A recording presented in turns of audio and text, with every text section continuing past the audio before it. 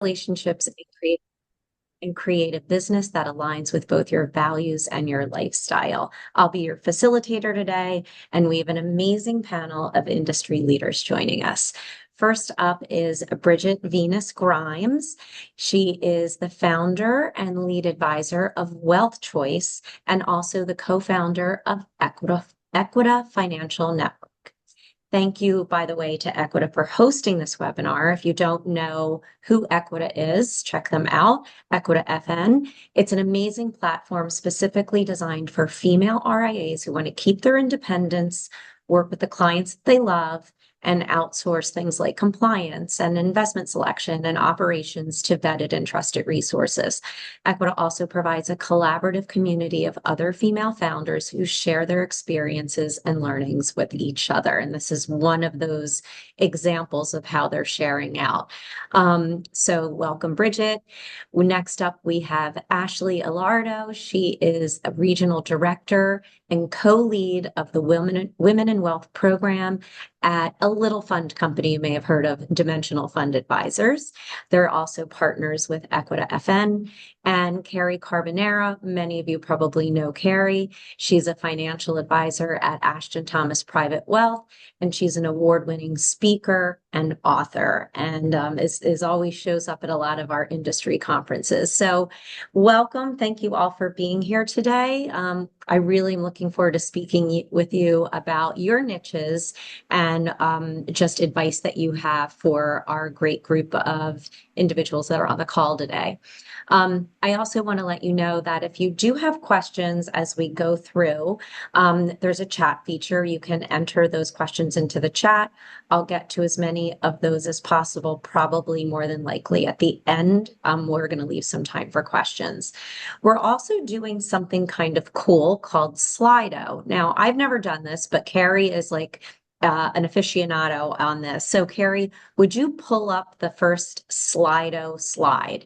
And basically, it's a way to do a poll so that you all are engaged in this discussion as well, and that the speakers have an idea about where you stand on certain topics. So we're talking about defining a niche today. So that's actually going to be the first question, right? Is what is your niche? So what you're going to need to do is take out your phone, you have it nearby, and scan that QR code. And then what will it do? The question will pop up, Carrie. Yes. And actually, just let me go back for a second, because is this our first question or is this our second question? I think it's the second question. I think you Okay. actually go back to one I do have to before go back. this. Sorry, Okay. guys. Sorry, everybody. So you can tell this is real time. Yeah, I gotta get back. Sorry. So this is why I didn't want to stop yeah. sharing. You don't want Sorry, to, yeah. guys. So there's a Sorry. I question. gotta go back. Everybody this I way, gotta start from scratch. that's okay. Everybody gets a little bit more time to get prepared for the Slido question. But it's going to be, do you have, so you'll be prepared to answer it. Do you have a clearly defined niche? And so while Carrie is looking for that, I'm going to start with my first question that's going to go to Bridget anyway, and it's about this. And so, according to Mark Tibersion, many of you may know he's the godfather of practice management in our profession. Niche practices tend to grow 3 times faster than generalists. So, Bridget and Carrie, you are both advisors with very specific niches, very successful firms. So, I want to know how important it was to you when you were setting up your practice to have a clearly defined niche. Did you always serve your current niche, or did it evolve organically over time? So, Bridget, we are getting the first Slido question. I love this. You have a clearly defined niche. Yes, and I can describe it in one sentence. That's impressive. Sort of, but it needs more clarity. That's where I thought that we would get the most, because it is really hard to get that one elevator pitch, that one sentence, correct. So as these are all coming in, Bridget, why don't you tell us a little bit about your niche, and did you always have it? How did you get your practice to be focused on that? Yeah. So I actually have always had a niche, and mostly because I came into this industry to serve women who look like me. I had left Wall Street, I was doing something completely different. And then when I got divorced, I realized that my closest friends, who all had professional careers, didn't have like 5 minutes to worry about their future. So I came into this industry to really serve this niche. And but to your point, like it's actually evolved over time. So I call my niche breadwinner women. Carrie can relate to this, but I specifically worked with originally with women attorney partners as I felt like they had a lot of similar professional and financial challenges as women in finance. So I gravitated to women attorneys, and I really just focused on all sorts of challenges these women had and how could I be a resource.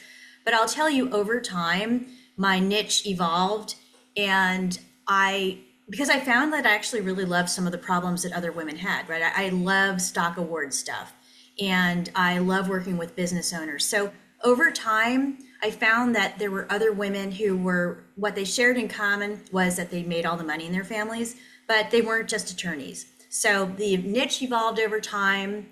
And then just really interesting story. I had heard of Kitz's thing and he was like, niche down. And I'm like, okay, I'm going to niche down. So I decided I was only going to serve women attorney partners. I changed all my marketing. I changed the website. I changed everything, spent a lot of money.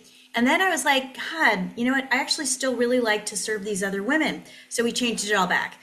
So the point of this is before you totally niche down, which I don't think you have to do, I think Michael just, Pitts isn't right about everything. I I know, just want to say I that. thought he I love was. him. He's so I know. smart, but like, I love him too. I'm like, if he says it, I should do it, right? And thanks to Michael, I have a niche in the first place. But I would tell you that I just found personally that I actually got great satisfaction out of serving a slightly larger group of women. great. I think that's such a great lesson, right? We don't come out of our businesses putting a niche in our business. And I'm not a financial advisor, but so everybody says, oh, well, somebody wants me to call it niche. Okay. Niche, tomato, tomato, niche, however you want to explain it, that's fine. I love the opinionated individuals. I'm one myself.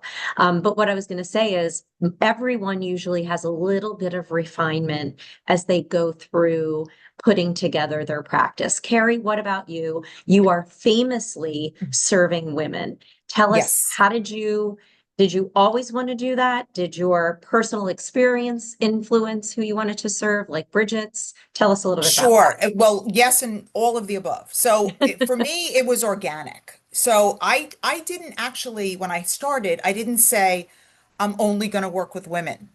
It evolved for me because women kept finding me.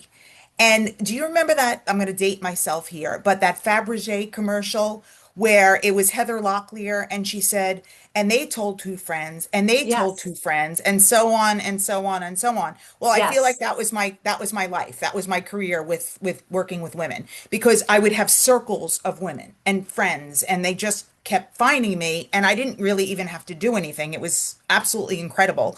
But it's also who I wanted to work with because I Mhm. had deeper relationships with them.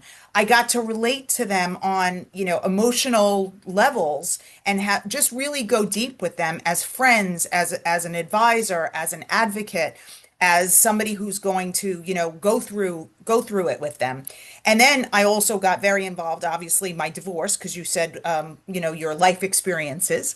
And I always say, one of the worst divorces ever in history. So it's funny because when I go through now the divorces with my clients, I can say, this is nothing. I've already been there. I got through it. I'll get you to the other side and you're going to be better and stronger.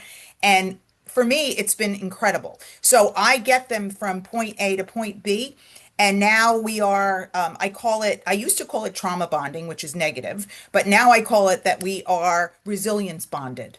So I got them to that incredible stage from A to B, and they will never forget it. So for me, the other thing is, I felt like women were underserved and overlooked by our industry, and I wanted to be that gap filler. I wanted to fill that gap.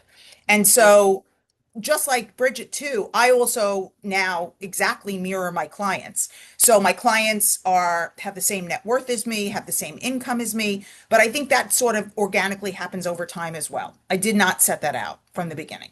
It just Yeah, happened. sometimes, well, exactly. Sometimes things just happen organically but I do think having that personal interest or that being able to be empathetic to the clients that you're serving, is such an important piece to the communication Mhm. portion of an advisor's job, which is so critical. And then the ability to like really understand what some are going through, some of your clients are going through with your own personal experiences. I love that.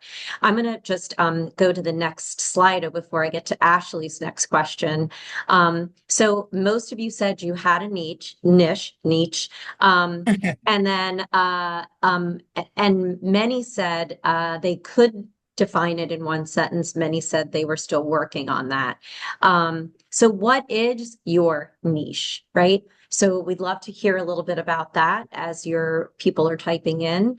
But Ashley, one of the selections on this Slido, I think is really kind of interesting because some of the advisors I have spoken to, none on this call according to this poll, but many advisors worry that narrowing their focus means limiting their growth. How do you Mhm. reframe that into an opportunity? How does that become a competitive advantage? I think Carrie and Bridget touched on that a bit. Can you go into a little bit what you're seeing from your Women in Wealth program and the benchmarking data that DFA has access to? Yeah, of course, happy to. And, Carrie and Bridget, I loved what you said because it actually talks about the opportunity that we saw when we started Dimensional's Women in Wealth community. We've just been seeing the changing landscape of wealth and that women largely were dissatisfied by the industry. But on the flip side, there were these amazing advisors who were developing these practices, like both of you, dedicated to helping women have a better client and investment experiences. And we saw those practices were growing so fast through the power of referrals. And I think it's because of this topic. They had that clearly defined niche. So, thinking a little bit more about that opportunity, according to Dimensional's Global Advisor Study, globally, over 60% of firms have a formal target client profile. And some of the whys behind why they have this target client profile is because one, it makes it easier for you to align your business service model and your value proposition to the specific clients that you serve. Two, as your team grows, it also allows your team to be able to more clearly articulate your value and the clients that you work with.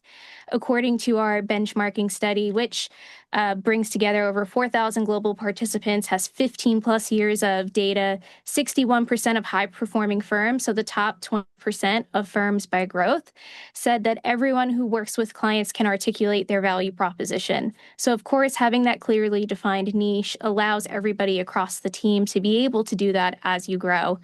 Number three, it also makes it easier for clients and centers of influence to refer you because then they have a better understanding of who you work with, the specific value that you bring, and they likely have others in their own networks who are facing similar life stages or transitions. Carrie, going back to your comments around how uh, the power of community and referrals, and that the business practically grew itself. 26% of clients at firms with target client profiles referred their advisors versus 16% of clients at firms without target client profiles. So you actually do see some of that differences show up in the benchmarking data. And then lastly, it also makes it easier to inform your marketing strategy when you know who specifically you're looking to onboard into your practice. And Suzanne, just to quickly address the limiting piece, just because you have ideal client personas doesn't mean that you have to turn away potential clients. I know one theme that we hear in the Women in Wealth community, and we have advisors asking, if I say I work with women, whether it be women executives like you, Bridget, business owners, women in transition, will it deter men from potentially wanting to be clients? And we've actually seen the inverse, where many advisors in the community have shared anecdotally that it's actually been the reason why some of their male clients have reached out because they wanted to find a firm that would resonate for everybody who is part of their family and that specific couple. So those are some themes that really came top of mind as I was thinking about the opportunity and how this isn't a limiting factor.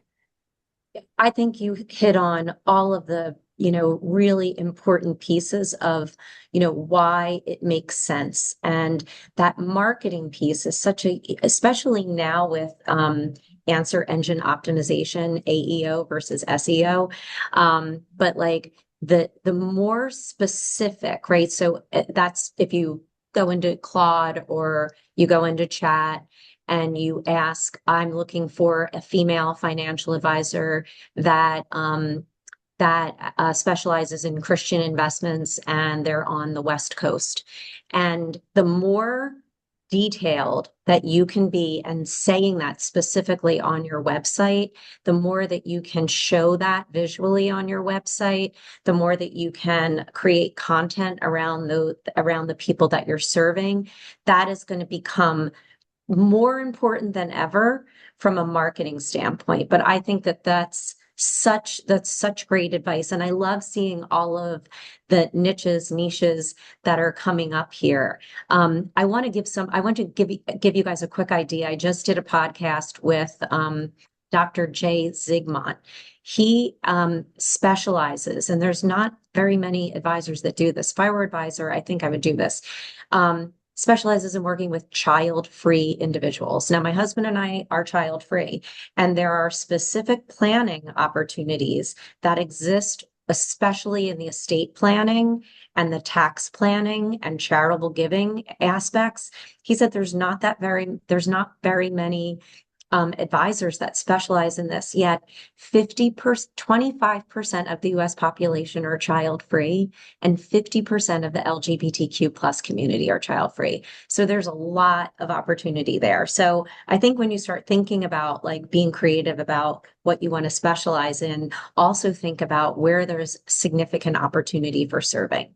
So anyway, thank you for sharing that, Ashley. So once you've identified what your niche is going to be, what are the most effective ways to authentically attract those ideal clients without it feeling forced or overly marketed? So I just gave you a couple of ideas relating to how you need to be very specific, doing some things on your website and making sure that third party sources are quoting you or featuring you. That's becoming way more important than it even used to be. But Bridget, can you share like a specific example of a strategy or a moment that helped you gain traction within your niche, something that really like moved the needle, you saw it was working? So I tend to, I've spoken a lot and I've written a lot. So it's been very content driven for me. When I first started, I actually, like I said, I specifically work with these women attorney partners. I found that if I could provide resources that helped these women professionally, right? So for all of my clients, the success that they have in their career drives their life. It drives their options, drives their ability to meet pay for the things that they want. It's all them. So I found that focusing on being a resource for these folks professionally would really help. And so, initially, a long time ago, I would do some in-person events where we would bring in, let's say it was business coaches for women attorney partners, like super specific. But if this was going to help these women succeed, I would bring in a resource. I've evolved over time because my practice is 100% virtual. And so, and this is to meet my clients where they are, which is crazy busy, but they can dial into a Zoom call.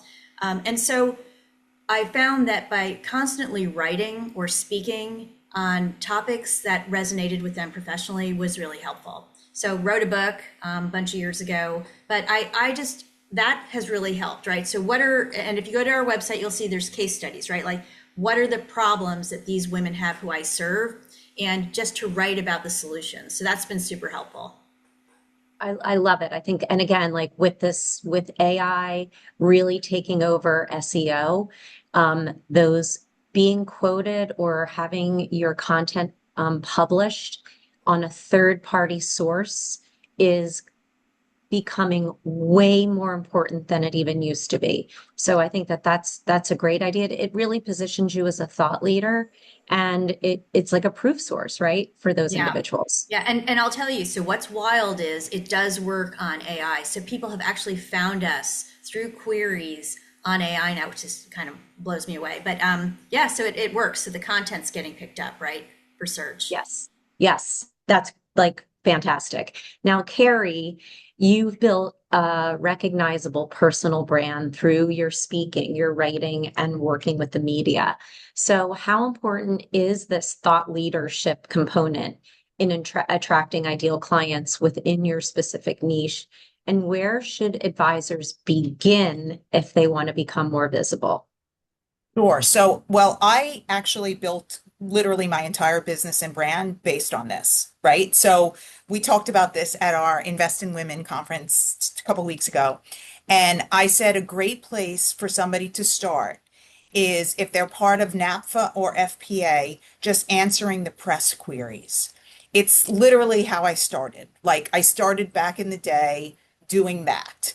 And then what happens over time is you get to know the press, and now I haven't answered a press inquiry in like 20 years because the press reaches out to me, or I get asked to be on a TV show, or I get asked to I used to have a TV show on WPIX. I did the financial fix column.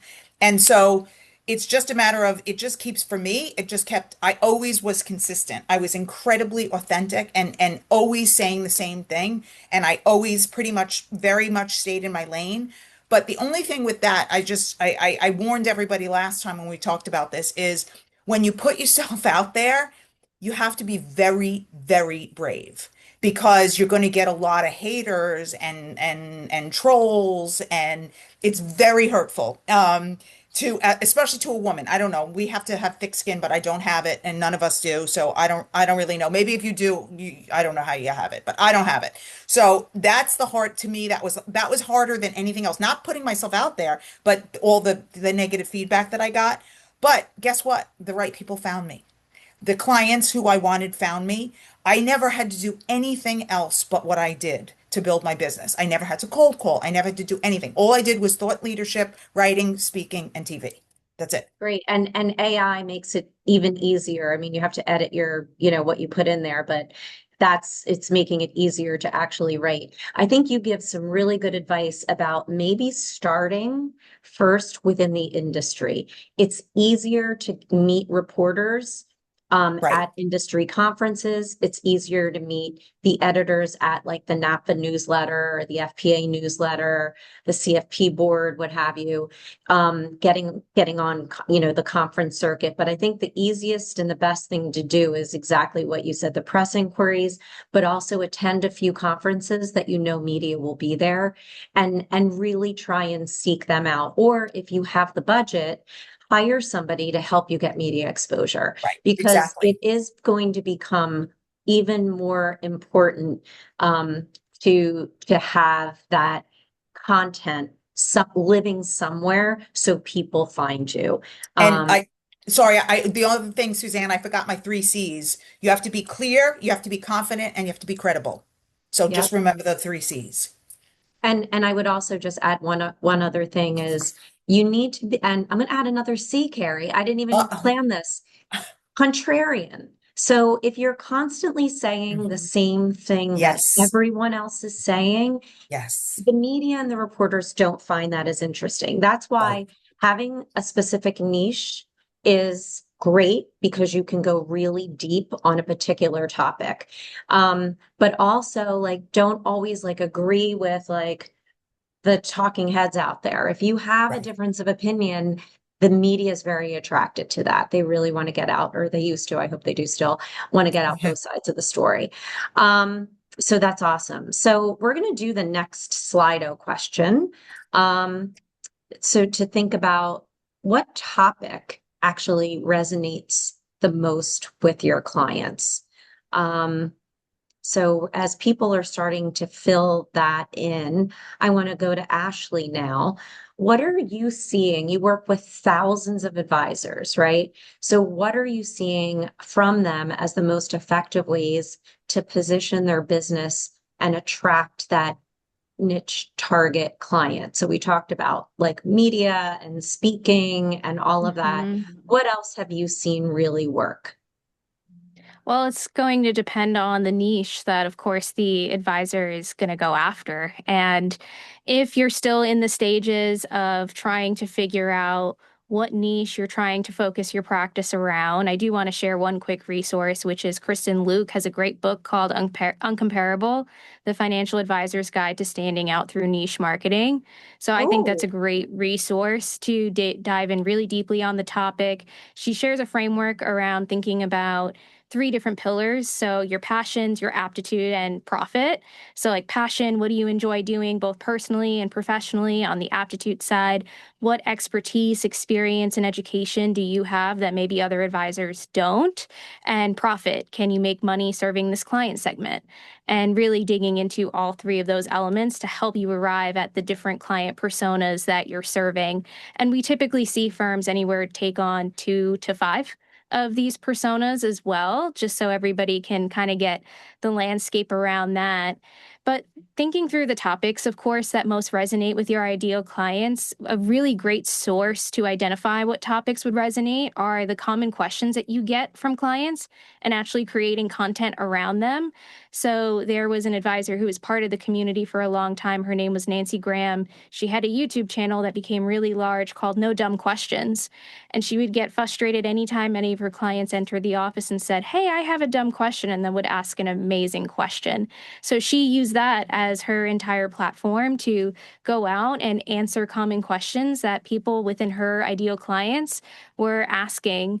Another theme is around taking on a cope philosophy. So create once, publish everywhere. So if you're hosting amazing webcasts like Bridget, post that on your site, on YouTube, on different places, then create shorter clips out of that larger webcast. Maybe you can get it transcribed, use that to create articles, and then you can use that to also inform things like LinkedIn content, for example. So if you're already putting in the work to do different events and different things, try to leverage it to the best of your ability across every different platform where your ideal clients actually interact on.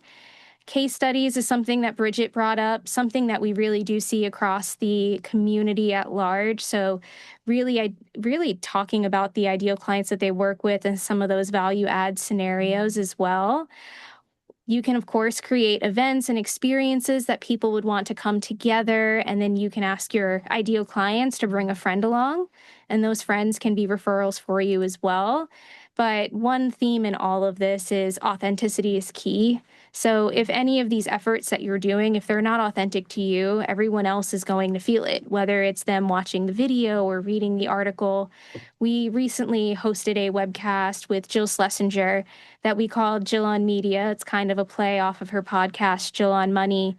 And she dove into a lot of these different themes. So, another great place to have some additional resources to help you think through what all of these different elements could look like as well.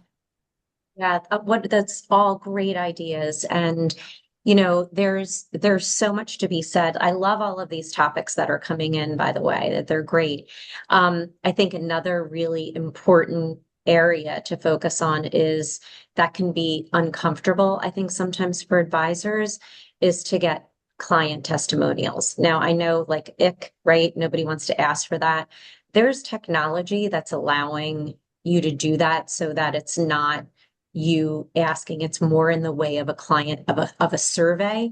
And it's called testimonial IQ or something. I just did a podcast with Samantha Russell and Susan Theater, and they were talking about that. But that is one of those top things that you're going to need to do in order to be discovered on answer engine optimization is featuring some of those like testimonials so that you come up in those rankings.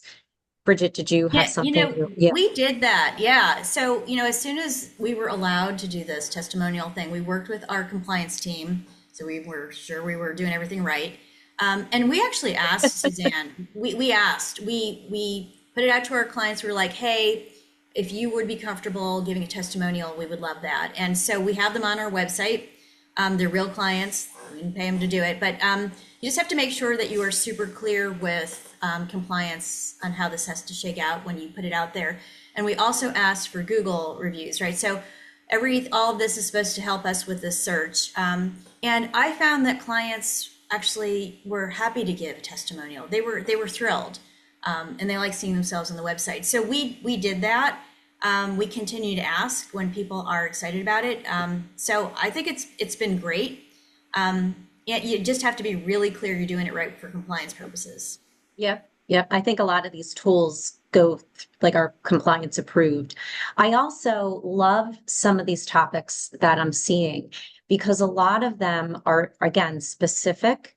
And I think that you can, if you're looking at, if you have a centers of influence strategy, and if you don't, maybe this is a good way to start, right? So if you are getting, if you're getting a lot of questions around estate planning, legacy planning, charitable giving, right?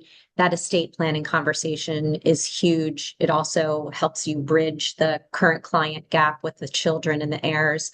Um, and you could partner with an estate planner. You're not trying to take over their job. They have plenty to do, but you're trying to highlight and surface some of the things that they may want to meet with an estate planner on, and vice versa.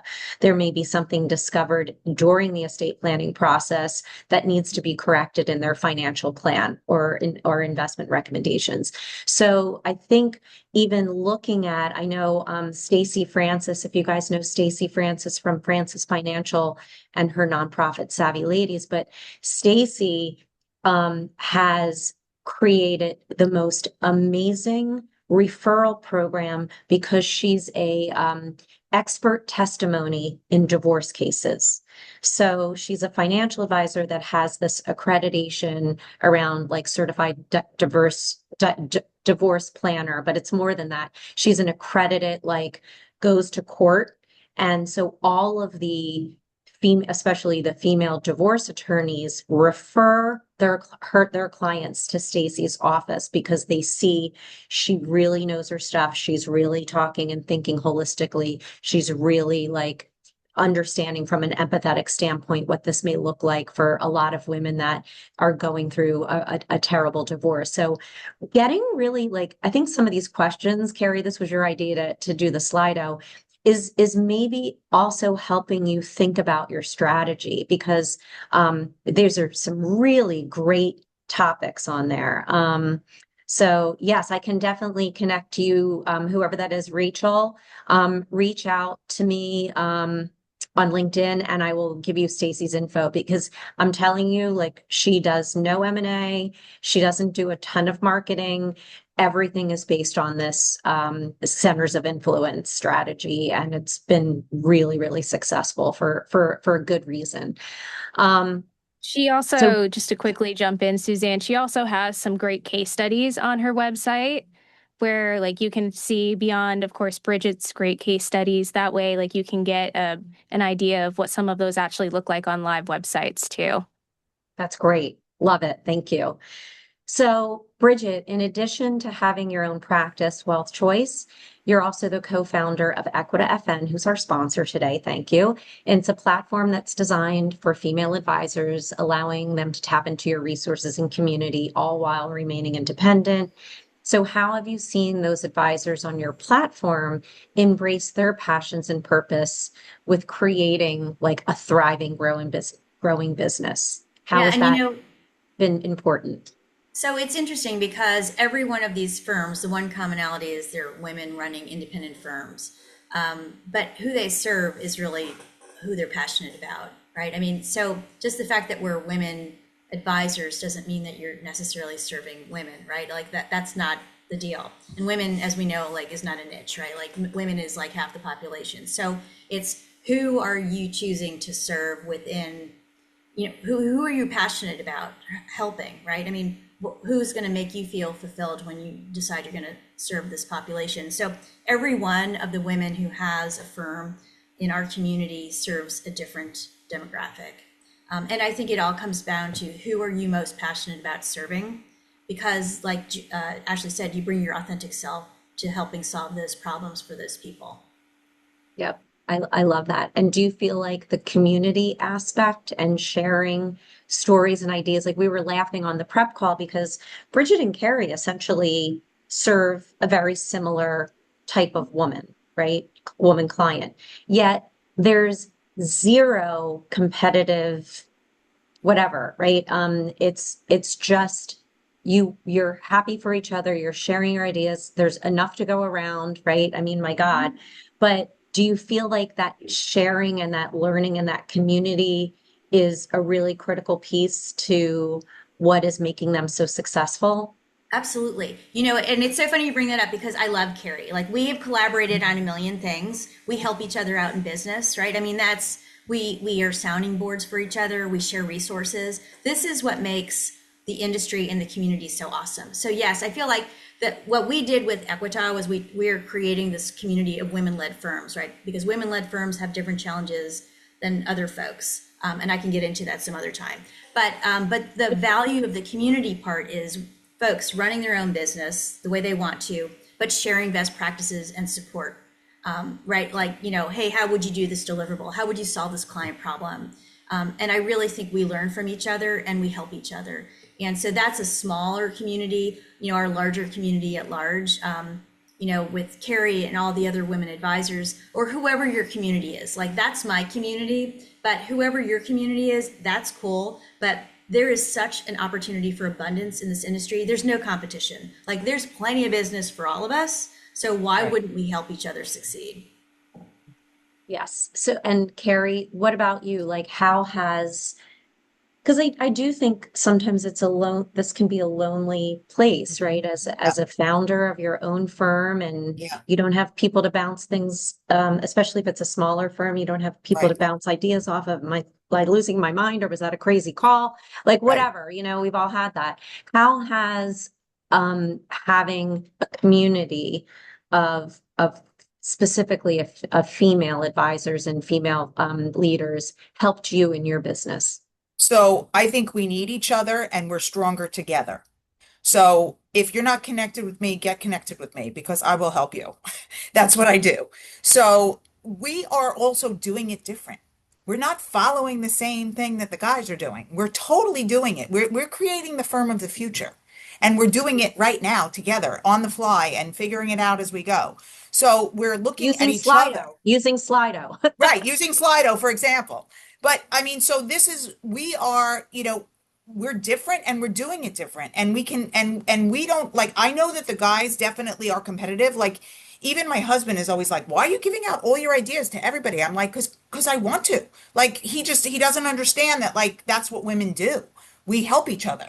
Hmm. I never look at anybody as competition. I look at how can I help the next woman get the leg up and get to the level that I'm at. Like, it's we're amazing together. I used to say when I was at United Capital running women's leadership, I used to say, and this is silly, but I used to say 1 + 1 = 11 when it comes to women. I love that. I love that. I think that's It's true. silly, but true. I It's think it's so. yeah, I think it's so important. And I think, the part of the reason behind this webinar, quite frankly, isn't just to talk about how to grow your business. Um, we can talk about that all day, but it's also like to say this is a community. There's close to 50 people on this webinar. This was all done through social media and just each of us sharing to our networks. We don't have some like crazy database of female advisors. I mean, this is the power of community. And if you're feeling alone or feeling discouraged, I think it's important that you have other people that are in similar business models to talk to about it. I've been in this profession so long that I really have seen how women collaborate together and how they form genuine bonds for the betterment of them and for their clients. So I love it. So Ashley, community is such an important factor. We just talked about that. And it's great to see Carrie and Bridget collaborate so much. And at DFA, as I mentioned, you're one of the co-leads on this Women in Wealth community. So why did you guys choose to invest in this? And how does it tie back to growing a purpose-driven practice? Yeah, I was looking at the chat earlier and Bridget, who's part of the community, put in strong her together. And that was actually whenever we bring the community together, we ask for a name for the group and the feeling and the sentiment that we had in the room. And Bridget had the winning name at Strong Her Together. And honestly, that's the reason why we do this, right? We've seen the power of community through Dimensional's Women in Wealth community, and also the way advisors are using community in their practice. Carrie and Bridget, you've had so many examples just here on display in the way that you support each other. But we started the Women in Wealth community because we noticed the increasing transfer of wealth to women. Women were largely dissatisfied by the industry, and there were advisors who were trying to solve these problems and create that better client and investment experience for women. So we brought together 16 of these advisors in the form of a working group just to explore questions such as, is serving women different? If so, how? What can we at Dimensional do to help improve that client and investment experience for women? Fast forward to today, the community is over 4,000 strong across the world, Wow. all working around this mission. We're right around 2,500 here in the US alone, and we've had the opportunity to launch across Canada, Europe, Australia, New Zealand. We're getting ready to hopefully launch in Asia here soon too, which we're really excited about. And really, the community grew because of the power of referrals. I met Carrie when I first started at Dimensional 10 years ago and feel like I got a masterclass in leadership from attending one of her events. I met Bridget a few years later, and I could say that amongst even some of the other names in the chat, and just the power that we create when we truly come together. And we've seen that power of community even extend in the way that advisors use community and hosting many different types of events to create community and connection. What we've heard from the community is that advisors who host women-focused events, it gives their clients a space to ask questions outside of one-on-one meetings. And when you ask your clients to bring a friend along for the experience, she may be more comfortable coming in the first place. And by extension, that friend can be a referral for you down the line. So community has extended in the form of end client events through educational events, whether it's about topics like aging, long-term care options, charitable giving, education planning, investing, of course, leveraging different COIs, and you can get creative around the COIs that you're leveraging, such as senior living advisors or realtors. Bridget, you talked about career coaches earlier and getting really specific around who you're bringing together and the topics that would resonate. Of course, social events is another great way for everyone to get to know one another.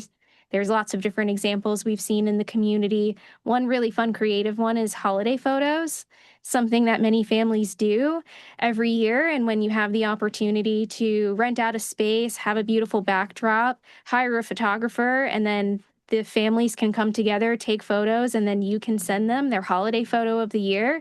Great way to get that next gen involved and also create that sense of community within your client base. And then one last type of event we see a lot is conversation circles.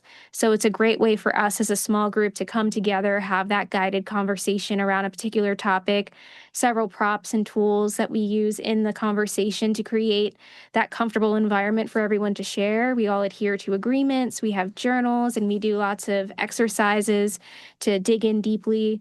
We see lots of advisors hosting conversation circles around the money conversation. So looking at past experiences with money and the way that they influence the way we think about money today. But really, that's the start of what we see advisors do. We've seen topics around giving with gladness, New Year, what's next, when the new year kicks off in January, defining your enough, expanding your health span. What's on your stop doing list is a personal favorite one that I've seen that for a group of executives, and thinking about how we always have something to add to the to do, but we never look at the to don't list. So there's so many different ways that we've seen community really come together, whether it's the advisors and the women in wealth community, and then we see advisors really replicating that directly with their end clients as well. Love that. I think that those are so many great ideas. I think too, like, you know, targeting female clients and asking them if they want to bring their daughters and doing something around financial literacy. Because again, like we still, unless we change like systematically, like that money isn't boring and all, whatever the reason that not more women go into financial services or wealth management or make sure that they're financially savvy. I think if advisors can really use that as an opportunity to also be part of the solution, that could be another like really cool event idea. Bridget, you do events, don't you? I do. And, I was thinking, so my client base is virtual. And, initially, 15 plus years ago when I was not virtual, we were doing things in person. But there's no reason why you can't do virtual events, which is what we do. So I have a client advisory board. And a couple of years ago, they said, "Hey, we'd love a book club." I thought, oh man, all I need is one more thing to do. But I have to tell you, they love this book club. So there's an online book club thing. There's a platform that my team found. And so we do these virtual book clubs twice a year, which is plenty. But the point is, there's a lot of really great things. And this was community that my clients wanted together, right? They just really wanted to come together. They like talking to each other, and we get to do it over a book, which is kind of fun. You have a glass of wine, you're at home. So there's no reason why you can't do these things virtually. And it goes back to what is it that is interesting to your client base, and then they bring in other folks, right? They refer other women who look like them or other people who look like them. I love it. What a great idea. I love that. So speaking of books, Carrie, you've written a book all on specializing in and serving female clients and the advice you have for advisors on how to best serve them. So what are the most important areas, whether you're male or female, that advisors need to keep in mind that may not be like top of mind to serve this group? Sure. Well, I always say that women require a different playbook than men because the industry was created by men for men, and women have always been an afterthought in wealth management. And what works for a man does not work for a woman. We're completely different animals. So it's education, empathy, and empowerment. So back to my three E's. So I did my three C's before. Now those are my three E's. So a woman wants to feel heard, respected, educated. You need to learn, and most of you guys on this call already know this. I feel like the guys need it more than the women, but learning the language of trust and how much communication matters. And using female friendly analogies. I always love to share my story of that I wrote, and it went viral when I wrote it. It's a while ago, but I wrote an analogy instead of a sports analogy. I wrote shoes as asset classes. Oh And my God, I women love it. loved it and went crazy over it. And Ashley, I don't know if you've ever seen that one, but I'll send it to you. But anyway, and my girlfriend, who's also a CFP board ambassador with Bridget and I, she does it with spices and recipes and compares it to asset classes. So women love it because it's their language. We're speaking their language. And I mean, I guess some women like the male analogies, sports analogies, but they don't resonate with me. And also they don't want to, women are not coming in saying, I want to beat the S&P 500. That language does not resonate with them. They're coming in saying, am I going to be a bag lady? So, Yes. you have to address the emotionality of money for women because it's tied together. You cannot separate it. A woman has fear, power, guilt, control, love, independence. All of that is wrapped into money. So if you're not addressing those things, then you're not doing your job, right? So, my book was originally, it's called Women in Wealth, a playbook to empower clients and unlock their fortune. But it was originally called, and Wiley changed, my publisher changed the title. It was originally called Compel, Don't Sell. Compel her, don't sell her. A woman does not want to be sold. You need to give her the what, the why, the how to why this recommendation is the best thing for her. And then she will do it. And also the other thing for women is, our industry is transactional. That is not going to work for a woman. A woman wants to move from transactional to transformational. Big, huge difference. So, and then my last thing is because I know that I could talk the whole rest of the time on this, but women don't need to be fixed. The industry does. I love that. I So. think that's just really like just very important pieces of advice as as you're developing out how you plan on communicating with clients and prospects. I don't know, Bridget or Ashley, do you want to comment on some things that you have found that were really effective in like when you're specializing in working with female clients? Okay, I'll share one thing. It's actually really interesting. I had a call with a prospective client this morning, and I think this is something we all need to hear just as a reminder all the time. And this is a woman who's a professional woman. She's single, and she's been very successful. And she has worked with a financial planner for a number of years. And her original planner retired. It was a woman. She loved this woman. She retired. And she sold her practice to some men. Men are great, but these guys didn't get women. And so they never checked in with her. They didn't give her the time of day, and they actually left. She just found out that they left and they went to another firm. And she called them and she's like, hey, so, who's serving me?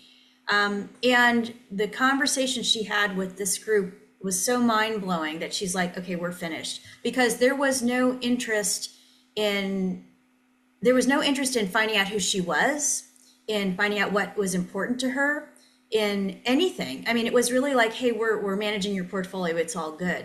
But that wasn't all good, because I think we have to remember, like, our role here as financial planners is to provide guidance to our clients, right? And we have to meet them with what is important to them. And that's empathy, and that's listening, and that's caring, which is pretty basic stuff. But I think every once in a while, it's really good to be reminded that is what people want. That's what women want, right? These are smart people. Just because they're not in our industry and they don't necessarily understand our investment strategies doesn't mean that they're stupid. So it's just a really great reminder. Like, we just need to meet our clients where they are and treat them with respect, and understand, like Carrie said, what is important for these women that we're serving, right? This should be basic, but unfortunately it's not.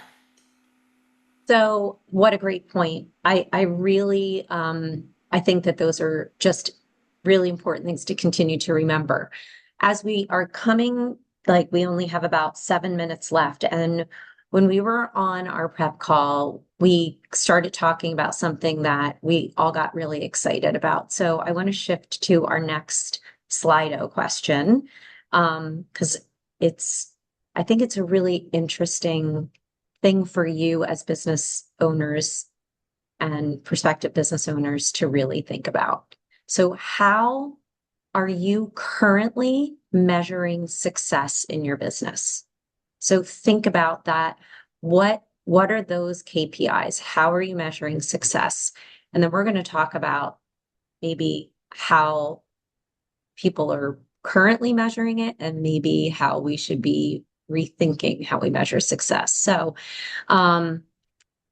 as I mentioned, this was a key area that everybody wanted to pull out on the webinar, and how you need to make sure you set your clear goals around your business, clearly state what your definition of success is, and identify and set your KPIs to set you up for that success, and not let the industry dictate what success is supposed to look like.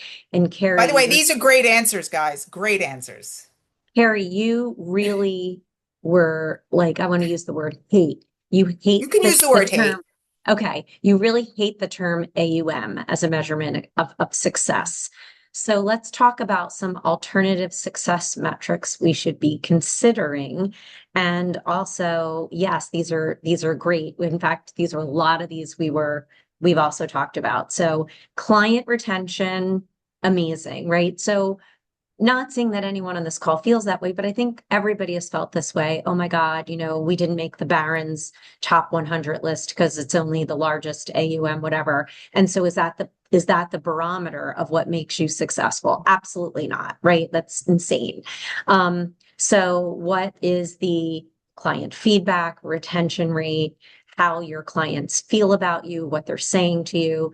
Carrie, what are some of the the ones that aren't like, I love these being being trusted by CIOs. I love that. COIs. Right. What are you thinking everyone should be thinking about So, as well? well, and again, back, it's ironic that AUM is a male measuring stick. That's literally what it is. It's not for us. It doesn't work for us. I think AUM is a lagging indicator because a leading indicator is trust, referrals, retention, the client experience, all the stuff that you guys are putting here, happiness, freedom. That's what matters. That's what's important. How your clients feel about you. If you moved firms tomorrow, how many are coming with you? That is your measurement of success, not AUM. Yes, love it. We were talking about this earlier, and when you think about the value of your firm as you're building out a practice or a firm, and from a succession or M&A standpoint, right? Obviously, one of the metrics you're going to look at is revenue and AUM, right? So there's a bunch of metrics that they look at. But do you know, like client retention is an incredibly valuable indicator of the value of your practice, right? Because at the end of the day, this is, are people staying with you because you provide awesome service and great guidance? And I think it goes back to, obviously this all ties in with niche, right? But the thing is, if you have this purposeful practice and you are doing great work serving people you love to serve, you become successful. And if that is, if you're measuring that success by this client retention, right, Carrie? I mean, versus like, what's my AUM? Like, what really gives you gratification? And I think that this is what we were discussing. It's really serving great people who would follow you if you were to move, but who know that, trust you to do great work. And not to Yes. mention And AUM, by the way, is also, you don't know what their revenue is. You don't know what their revenue per employee is. Like, it's not even, you don't know what their net profit is. You don't know anything from that number. right. And Ashley, you definitely have that lagging versus leading indicator benchmarking that you talk about at DFA. What are your thoughts around this? Yeah, I one comment really quick, and this kind of goes back to the authenticity comments that we were making earlier. So it's important to stay true to you when thinking about what success looks like. Lagging indicators tell us what already happened, right? Like net flows, revenue growth, new assets. But if you instead focus on leading indicators that focus on behaviors that drive whatever goal you're pursuing. So, for example, since we're talking about niche marketing, we'll talk about growth as our example in this scenario. So if your goal is growth, you can look at things such as how many introductions are we receiving, how many prospect conversations are starting, how many follow-ups have been completed. Really starts to go back to, are you building that firm where clients are going to go with you regardless of where you are? How many centers of influence have been qualified and cultivated amongst the group, and which channels that you're leveraging right now are actually producing the right kinds of clients? Can you actually identify where those people are coming in from? So those are just some thoughts around some more of those leading indicators if your goal, for example, is growth. 100%. And referrals, right? I mean, referrals. I love this. No clients whose call I would dread.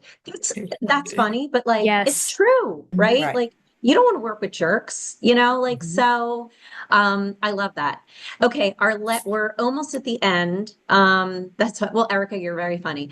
The next step, because we do want to make sure that this webinar isn't like one and done, right? First of all, Equita is hosting a bunch of webinars, DFA hosts webinars, Carrie's on a million webinars. I host my podcast. There's going to be but I love how involved everybody was. So let's talk about what bold step are you going to take in the next 90 days? So little pressure on, but like you're all motivated, I hope.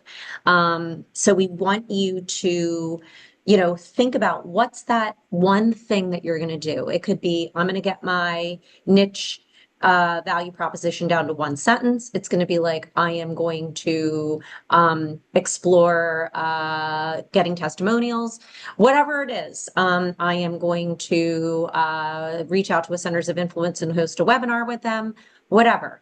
Develop a strategy. I love it. Well, that's critical for success. How are you defining success? Writing those down and making sure that you're referring back to them. Post on LinkedIn. It is a necessary evil, my friends. Social media is not going away. So And good. it's how the next generation, it's how people are getting their information. As a former media executive, sometimes kills me, but it is what is happening right now. So I love this. Build my local referral network. Great. Client testimonials, my website, post on LinkedIn, write an article, pitch a women client network at my firm. I love it.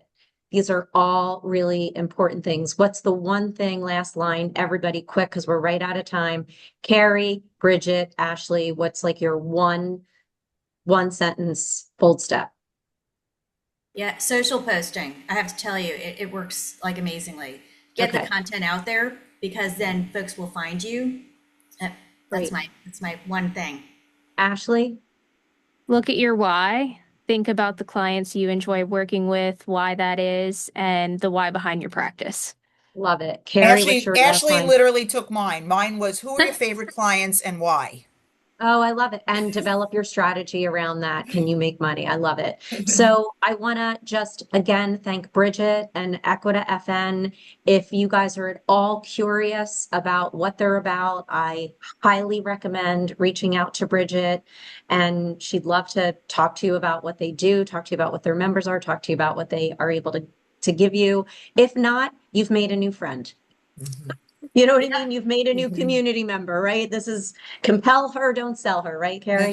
Yes. So anyway, I just want to thank everyone for attending. Thank you to Carrie, to Bridget, to Ashley, to Jackie behind the scenes, getting this all together. So again, let's not be strangers. Let's make sure that we keep up with the community effort, and we hope this was helpful. Thanks all for attending. Thank you.